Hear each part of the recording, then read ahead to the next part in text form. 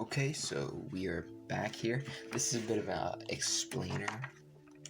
It shouldn't be more than a couple minutes long, hopefully. So as you can see here, this is some measurement stuff. It doesn't really matter that much. Now the actual explainer part of this. So basically, what we're gonna do is see how we skip a hole each and every binding, which means you have 4 of these holes where there's nothing bound to them, and then 5 where there is. Basically, what we're going to be doing is we're going to take these holes, which they should line up pretty well. I mean, it's probably not a one-to-one, but what we're going to be doing is we're using the same side sew technique as this one, right?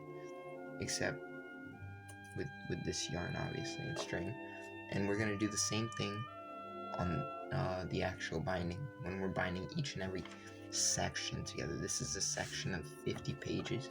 Really, it's 25 pages thick, but it's 50 pages of content because it's double-sided. And basically what we will be doing, let me just try and zoom in, is we will be taking these X marks and we are going to be binding them to the total. Then what you're going to see is the spine's going to be slightly rough, which you could use like glue on that to make that better. We may use that in the end, but really my goal is to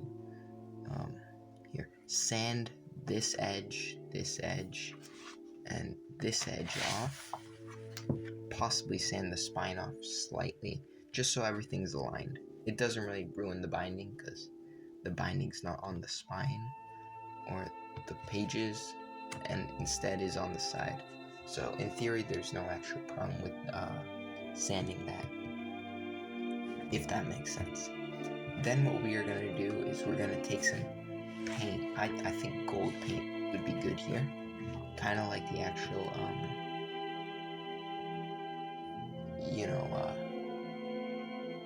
premium reprints from WotC, but WotC did white and black, but they did have like a gold, premium feel to them.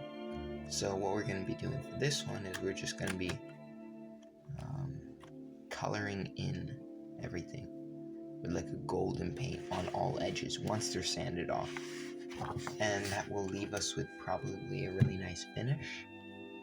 And I'm still debating the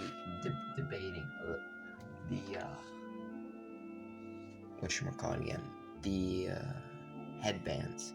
Basically what a headband is it's a bunch of string that's woven into the spine or the blocks of text individually, but the thing is we don't have something that you can sew onto for the spine at least. So now I'm considering either using glue here, and that would make it solid enough to put string through and bind it, or the second option is, let me just demonstrate it. You see how there's just this slight string, right? When we're making these second binding holes, right? Let me just show you. If there's enough space, we might be able to get this string. Obviously, it's going to be a golden thread because golden papers, golden headbands, and we're going to individually put them through these tiny little pieces of string that are holding it all together. Possibly. I might make a hole at the top and at